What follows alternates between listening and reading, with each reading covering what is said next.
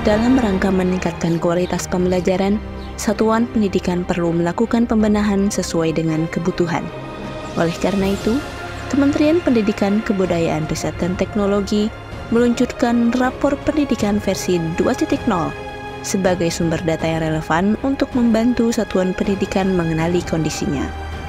Rapor Pendidikan versi 2.0 hadir lebih lengkap, lebih ringkas, dan lebih mendorong aksi, sehingga memudahkan satuan pendidikan mulai melakukan perencanaan berbasis data melalui langkah identifikasi, refleksi, dan benahi. Seperti halnya SMP Negeri 4 Dompu yang telah melakukan pembenahan dengan menganalisa berbagai masalah yang ada di satuan pendidikan.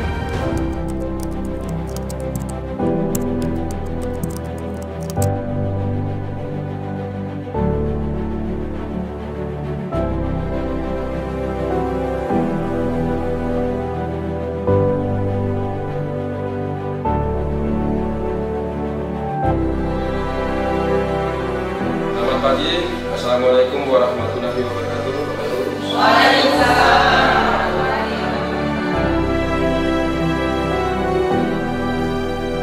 Kami membentuk tim perencanaan berbasis data yang terdiri dari warga sekolah.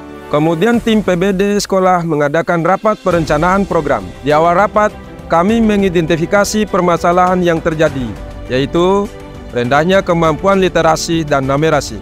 Budaya membaca, menulis, dan bercerita siswa masih belum terbentuk. Siswa juga tidak terbiasa menyelesaikan pemecahan soal-soal matematika dalam kehidupan sehari-hari. Begitu juga dengan iklim keamanan sekolah, di mana kita menghadapi kondisi keamanan lingkungan sekolah yang kurang kondusif. Karena adanya konflik antar kampung dan siswa terlibat dalam hal-hal negatif. Dari sisi pembelajaran, metode pembelajaran belum inovatif dan kreatif, serta belum berpedoman pada rencana pelaksanaan pembelajaran. Guru juga tidak terbiasa melakukan refleksi pembelajaran. Permasalahan lain juga yang kita hadapi adalah minimnya keterlibatan warga sekolah. Untuk memecahkan permasalahan-permasalahan yang ada, kami menyusun sejumlah program dan kegiatan. Yang pertama, kami membuat program literasi. Dengan adanya kegiatan ini, kami berharap budaya literasi dapat terbentuk. Pengetahuan dan potensi siswa juga semakin berkembang. Lalu, kami juga mendorong toleransi beragama lewat pembiasaan untuk menghargai agama lain di lingkungan sekolah dan sekitarnya. Untuk meningkatkan keamanan sekolah, kami berkoordinasi dengan sekolah sekitar dan masyarakat. Pemerintah daerah juga turut membantu menciptakan suasana kondusif dengan membuat surat edaran Bupati Dompu tentang pemberlakuan jam malam bagi anak di Kabupaten Dompu. Program peningkatan kompetensi guru juga menjadi salah satu program kami. Kami berharap dengan beberapa program yang kami lakukan dapat menciptakan inovasi dalam pembelajaran. Sebagai bagian yang tak terpisahkan dari masyarakat, kami juga mengajak satuan pendidikan lain di wilayah Dompu untuk melakukan perencanaan berbasis data melalui forum MKKS. Kami juga bekerja sama dengan Puskesmas Kota Dompu terkait usaha kesehatan sekolah dan pengusaha yang ada di sekitar sekolah kami terkait dengan program-program yang ada.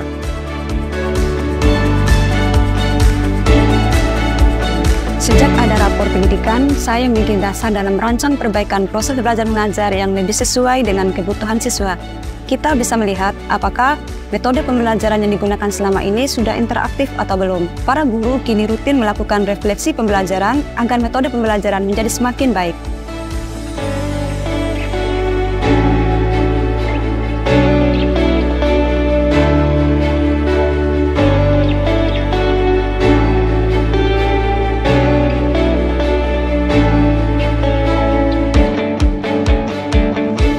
Sekarang suasana belajar di sekolah menjadi lebih menyenangkan loh.